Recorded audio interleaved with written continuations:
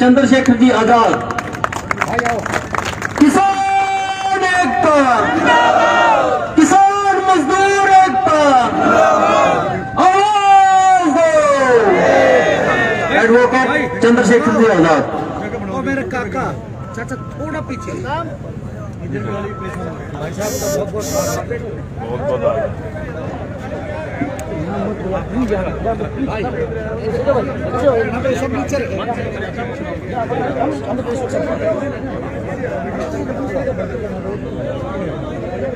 देखिए, पहले तो यहाँ के जो मंच के संचालन करता है और यहाँ के जो जिम्मेदार कमेटी है उनका बहुत बहुत आभार, धन्यवाद कि उन्होंने मुझे बोलने का मौका दिया, अपनी बात रखने का।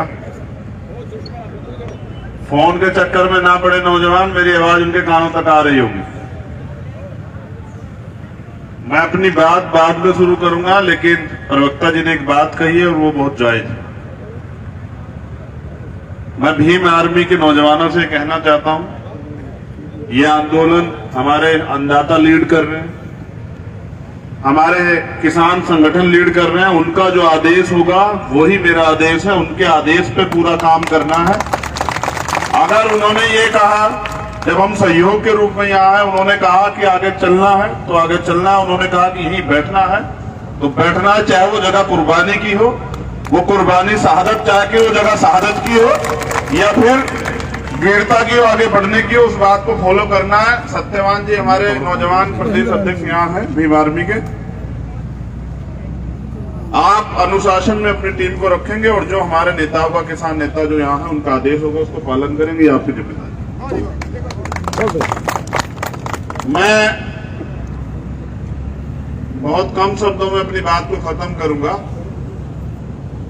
लेकिन किसान बिल के बारे में तो मैं इसलिए नहीं ज्यादा बोलूंगा क्योंकि वो आप तमाम लोग जानते हैं और आप तमाम लोग किसान बिल पे बहुत बोल चुके हैं, पढ़ चुके हैं, सुन चुके हैं और मुझे क्या, सरकार को भी जवाब दे रहे हैं। तो जितने यहाँ साथी किसान आंदोलन में पहुंचे हैं, संघर्ष कर रहे हैं, पहले तो उनको बहुत बहुत धन्यवाद। दूसरा, नमस्कार सभी को, आदाब, सत श्री अकाल, जय भीम, जय भारत, जय संविधान। सबसे पहले आओ झुककर सलाम करें उनको जिनके हिस्से में ये मकाम आता है, और बहुत खुशनसीब होते हैं वो लोग जिनका लहू देश के काम आता है। ये जो शहादतें हुई है ना किसान आंदोलन में, ये शहादतें व्यर्थ नहीं जाएंगी। हमारे आंदोलनकारियों की शहादत जो है वो फल जरूर लाएगी और फैसला हमारे हक में होगा। लड़ाई लंबी है, शांति बना के रखनी है, लेकिन सबसे पहले उन शहीदों को नमन करते हैं तो 2 मिनट का मौन करेंगे। और मैं आशा और उम्मीद करूंगा कि मीडिया को छोड़ के तमाम लोग, चाहे वो वीडियो बना रहे हैं, कुछ भी कर रहे हैं, मुझे एहसास कराएं कि आप बातों को मानते हैं और आपके दिलों में उनके लिए दर्द, प्यार और सम्मान है। मैं मौन की घोषणा करता हूं, अगली 3-4 सेकंड बाद घोषणा करूंगा। आप लोग जो है मौन का बैठे बैठे समर्थन करें। और ये इसलिए भी जरूरी है कि अगर हम शहादतों का सम्मान नहीं करेंगे तो फिर शहादतों से लोग बचेंगे।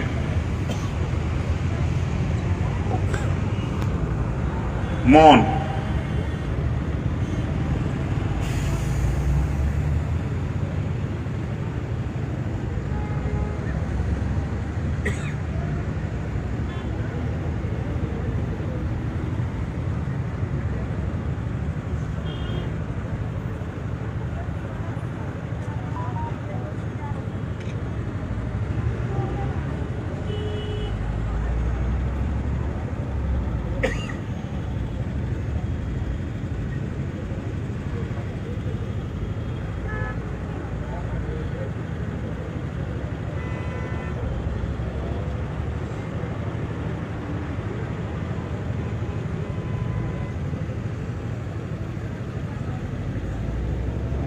धन्यवाद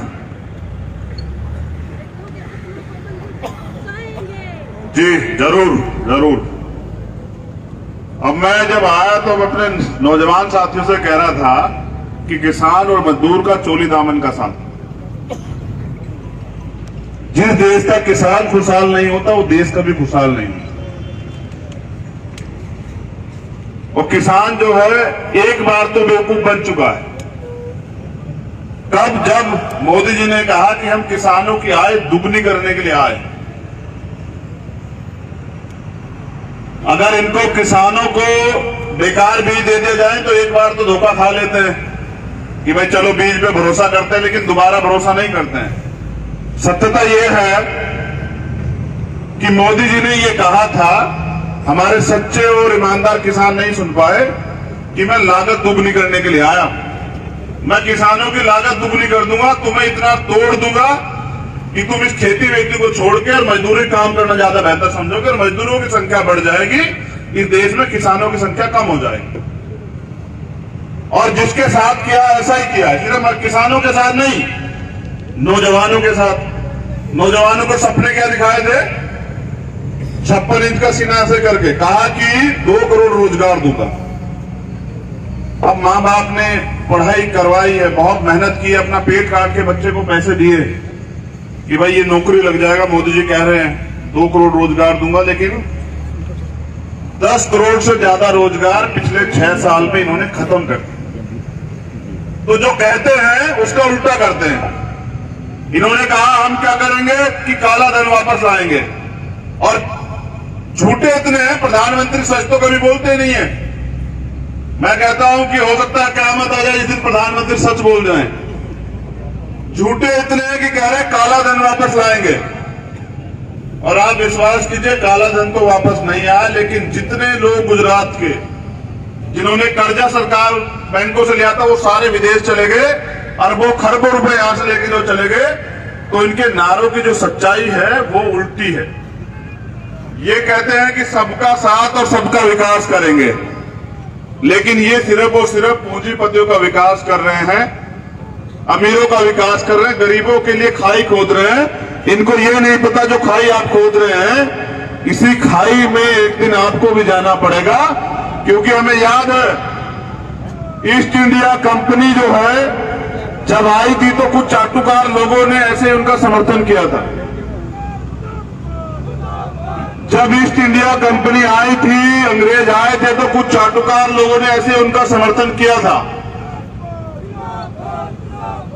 और जब वो धीरे धीरे भारत में अपनी जड़ें जो है वो गहरी करती गई, तो उन्होंने इस देश पे कब्जा कर लिया। आज दोबारा से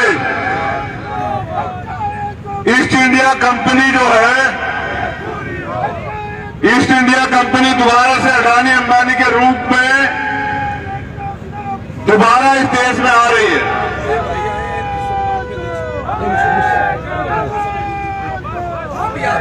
चुकी है, ना तो उनको बुलाया जा सकता है, और अभी आंदोलन कब तक चलेगा इसमें अगला नंबर किसका ये नहीं पता। लेकिन तमाम शहादतों के बीच, क्योंकि जब शहादत होती है तो एक पूरे परिवार पर पहाड़ टूटता है, लेकिन इस आंदोलन में जो शहादतें हो रही है वो हम सब लोग एक परिवार हैं, हम सबको दुख को समझना पड़ेगा। एक शहादत ऐसी हुई है जिसने तोड़ दिया मुझे, जिस शहादत ने सोने नहीं दिया, मजबूर कर दिया, और वो शहादत थी बाबा राम सिंह जी की। जब संत शहादत देते हैं ना, संत समझते हैं जिनको कोई मोह नहीं होता, लालच नहीं होता, किसी तरह का झूठ फरेब नहीं होता उनकी जिंदगी में, जो पूरे समाज को, पूरे देश को अपना परिवार मानते हैं। और बाबा राम सिंह जी की जो शहादत हुई, एक शहादत का नोट तो आपने पढ़ा होगा, मीडिया ने आपको पढ़ के सुनाया एक दिन, लेकिन मैंने वो 10 पेज का नोट भी पढ़ा जो वो नानकसर सिंह गुरुद्वारा सिंगड़ा में जो है छोड़ के गए। उन्होंने कहा कि मेरी शहादत को कारता मत समझना, लेकिन मैं शहादत इसलिए दे रहा हूं क्योंकि तमाम लोग इस आंदोलन में भागीदारी कर रहे हैं। कोई मेडल लौटा रहा है, कोई कुछ और लौटा रहा है, कुछ सड़क पे है, पानी तूफान सब चीजें झेल रहे हैं, लेकिन मैं संत हूं। ऐसा नहीं कि संतों ने आगू नहीं रहे संत, यहां हमारे संतों गुरुओं ने पहले भी कुर्बानियां दी है, और इतिहास और भारत इस बात का गवाह है कि हमने तलवारों के दम पे भी जो है गुलामी स्वीकार नहीं की, लड़ते रहे, अपने अधिकारों के लिए संघर्ष करते रहे। ये देश इस बात का गवाह है। लेकिन संत जी ने कहा कि मैं अपने प्राणों का बलिदान इसलिए दे रहा हूं कि मेरे जाने के बाद देश जागे, लोग मेरे बलिदान को समझे, और जो लोग जाग गए हैं उनका तो स्वागत है। जो लोग घर पड़े हैं वो भी घर से निकले, उस आंदोलन को मजबूत करें, क्योंकि ये आंदोलन, ये जो बिल लाए गए हैं, अगर ये लागू हो जाते हैं ना, मैं स्टाम्प लिख के देता हूं कि 10 साल में भारत में भुखमरी आ जाएगी, भारत का एक एक आदमी रोटी को तरस जाएगा, रोटी को, याद रखिएगा मेरी बात को, भुखमरी आ जाएगी देश में। और संत जो बहुत दूर तक सोचते हैं, उन्होंने कुर्बानी इसलिए दी क्योंकि हमारे महापुरुषों का इतिहास है। मैं याद दिला रहा हूं, नौजवान साथी यहां हैं, शहीद भगत सिंह चाहते तो शहीद आजम भाग सकते थे, शहीद आजम चाहते तो सलाखों से उनके साथी उनको निकाल सकते थे। प्रवक्ता जी मेरी बात पे गौर कीजिएगा, पुरानी बात है लेकिन बहुत ईमानदारी की बात है। उन्होंने कहा कि हम गिरफ्तारी देंगे, और जो बात हमारी नहीं कर लिखी जा रही है, तानाशाही सरकार नहीं बोलने दे रही है, वो बात हम जनता तक पहुंचा के रहेंगे कि आखिरकार सच्चाई क्या। ये जो भीम आर्मी के लोग जिनको आप नाम से जानते हैं ना, मैं आंदोलनकारों में कड़वी सच्चाई बता रहा हूं। पहले तो आंदोलन में कोई जाता नहीं है साहब, किसान आंदोलन में खुशी से नहीं आए।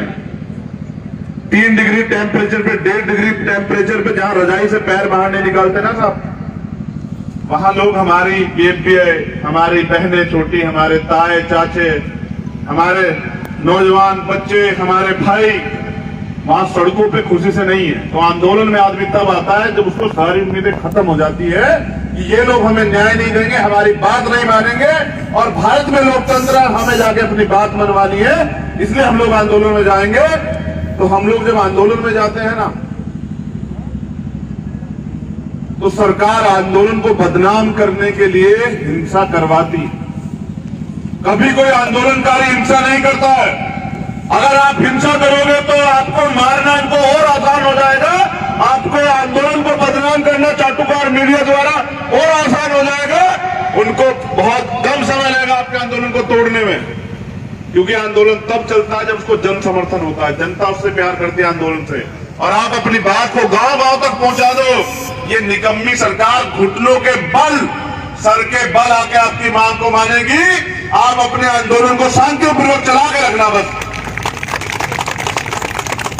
तो जैसा मैंने आपको कहा कि कोई आंदोलनकारी हिंसा नहीं करता है, इनके लोग हमारी भीड़ में आके और वो हिंसा का सहारा लेते हमें बदनाम करने का काम करते हैं, तब जाके हिंसा होती है। और ये तो चाहते हैं कि हिंसा हो और हम गोली चला के साबित करें कि ये हिंसक लोग थे। आज तक देश का इतिहास है, कोई जो आंदोलन में आया वो हिंसा करने नहीं आया, हथियार नहीं लेके आया। जितने लोग यहां बैठे हैं, क्या कोई हथियार भी लेके आया घर से? हम लोग आए हैं अपने आंदोलन को धार देने, ताकत देने, और अपनी, जैसा अभी ये आदेश हो रहा था, मैं तो नौजवानों से निवेदन करूंगा कि वो हाथ बांध के अपने आगू जो लोग हैं, अपने जो आगे जो चल रहे हैं हमारे, उनके पीछे पीछे चलते रहे। और मैं भी देखना चाहता हूं कि सरफरोशी की तमन्ना अब हमारे दिल में है, देखना है जोर कितना बाजुए का दिल में है, और वक्त आने दे बता देंगे तुझे आसमां, हम अभी से क्या बताएं क्या हमारे दिल में है। आपके सीने पे लगी है गोली, अगर ये सरकार, निकम्मी सरकार, ये झूठी सरकार, दोहरी सरकार, गुंडे सरकार अगर आपके सीने पे गोली चलाएगी तो फट से जो है हमारा सीना चौड़ा हो जाएगा। कायरता नहीं दिखानी है, क्योंकि हम लोग हक की लड़ाई लड़ रहे हैं। आप इनको गोली चलाने देना, आप ईमानदारी से हाथ बांध कर अपने आंदोलन को चलाना। और जैसा मैंने कहा कि आपका आंदोलन सफल भी होगा। बाबा राम सिंह जी की कुर्बानी, उनकी शहादत व्यर्थ नहीं जाएगी, और एक भी शहीद की शहादत व्यर्थ नहीं जाएगी। आपका जो त्याग बलिदान जो दुनिया देख रही है, ऐसे नहीं समर्थन होता है दुनिया में। कोई ऐसे क्यों ना करता किसी को समर्थन कि भाई अच्छा काम कर रहे हैं।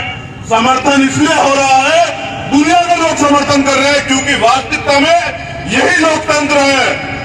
कि अगर आप किसी कानून से सहमत नहीं है, चाहे वो सरकार ने बनाया या किसी कोर्ट ने बनाया, तो आप लोग आंदोलन करके अपनी बात को रखो। और भारत आजाद भी तो ऐसे ही हुआ था, समझ रहे? भारत आजाद भी तो ऐसे ही हुआ था कि आंदोलन हुए। और जैसा मैंने आपको कहा कि अगर अपने देश को बचाना, ये जो आंदोलन है ना, ये सिर्फ किसानों का नहीं है। नौजवान बड़ी गौर से सुने, ये इस देश के भविष्य का आंदोलन है। जिससे टकराए हैं वो अन्नदाता है, और जो टकरा रहे हैं उनको ये नहीं पता कि आखिर आज सही कह रहे थे, सही दसिया कि गलत लोगों से पंगा ले लिया। ये लोग तो सही है, लोग गलत नहीं है, लेकिन ये पंगा गलत है वाकई में। अगर आप और 10 दिन टिके रहे, डटे रहे, मैं गारंटी देता हूं कि इनकी दरें हिल जाएंगी। और आप कह रहे थे ना प्रधान जी कि चलो भाई मोदी तो नहीं मान रहा, लेकिन मोदी के जो नुमाइंदे हैं, जो एमपी एमएलए बनाए, मैं गारंटी देता हूं इतिहास इस आंदोलन को याद रखेगा। उनके वो अपने बच्चों का सामना नहीं कर पाएंगे जो आज सरकार की एजेंटगिरी कर रहे हैं। आप याद रखेगा मेरी बात को। जिस दिन हक की लड़ाई में उनके बच्चे उनसे पूछेंगे कि बताओ थाली से रोटी गायब है, किसकी वजह से गायब है पापा, मम्मी ये किसकी वजह से गायब है, तो पता लग, वो कहेंगे बच्चे कि तुम्हारी वजह से गायब है। धन्यवाद करते हैं, साधुवाद करते हैं। तो एक जंगल जल रहा था, और उस जंगल में उस समय 2 लोग मौजूद थे। एक मेरे जैसी चिड़िया थी और एक मोदी जी जैसा हाथी था।